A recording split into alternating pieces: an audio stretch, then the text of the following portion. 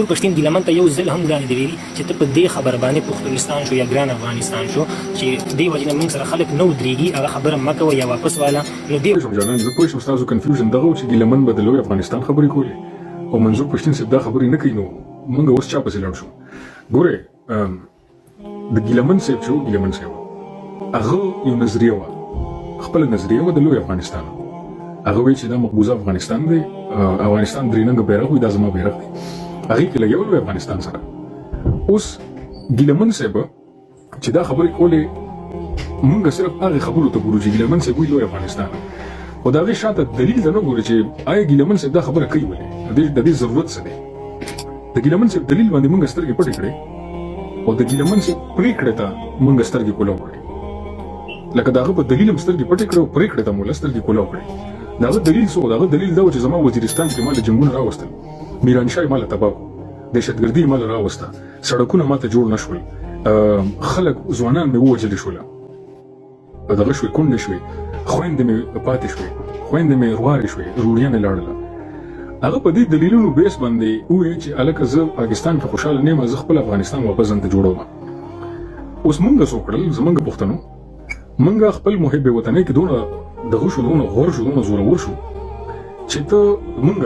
د هغه د مړو نه تیر شو د هغه د میرانشاه بازار نه تیر شو د هغه د اقتصاد نه تیر شو د هغه په 2023 کې چې په هغې کې سړکونه نشته هغې نه تیر شو هر یو شی مو له پرېښودو دلیل او ډایرکټ پرېکړې ته رالو چې ته لوی افغانستان ولې غواړې لکه دا خو زمونږ طرف نه منافقت شو که نه پولیټیکل هیپوکرسي ده که نه سیاسي منافقت دی که نه دلیل هر څه نه تیر شوې او ورته وایې ته لوی افغانستان ولې غواړې باید د هغه دلیل مونږ ووایو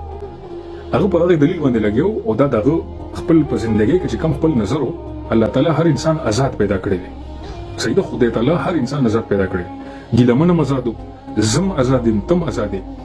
بیا چې مونږ کوم سیاسي ګوندونه یا سیاسي ولسي تحریکونه سره یوځای کېږو د هغې مفکوره خو مونږ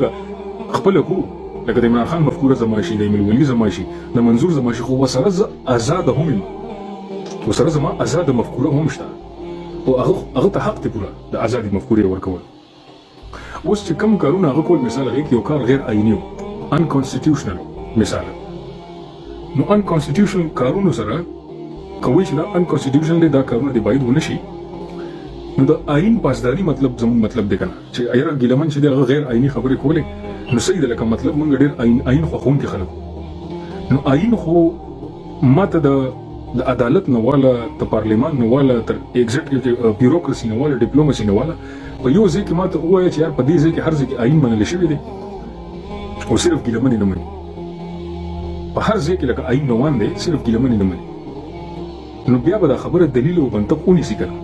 خو مونږ د خپل پښتنو سره دښمنۍ کې دونه غوره دونه جوړ تللي چې آئین صرف مونږ د خپل پښتون روړ دپاره غواړو د خپل ادارو نه د خپل وطن نه د هغې تمه مونږ نه کوو مونږ وایو هغې دې هر څه کوي هغه ظالمان دي جابران دي په دې خبره باندې هغې ځان خلاص کړو الله دې تباه کړي خو پښتون روړ ته مونږ وایو نه دا خبرې به ته څنګه کوې غیر آئیني نو آئین بیا د دواړو نه یو شان دی غواړه جانان که نه د ګیلمن نه آئین ته غواړې حق آئین بیا ته د مشرانو نه مه غواړه که پارلمان کې آئیني ترمیمونه راځي هغې نه ته خبر نه ستا د فورن پالیسي فیصلې کېږي هغې نه ته خبر نه ستا مینډیټ غلا شو بغلا باندې حکومت راغو د هغې نه ته خبر نه خو هغه ټول زور هغه ټوله غوسه نفرت مونږ ګیلمن ته راوسته ځکه چې ګیلمن غیر آئیني خبره وکړه اقدام هم نه خبره وکړه نو باید مونږ د الله تعالی په قانون کې په اسلام کې مونږ ته همیشه د انصاف در راکړی شوی دی که دله مونږ څه غواړو به دله هم غواړئ صحیح نو دغه امید کوم ستاسو جواب به رسېدلی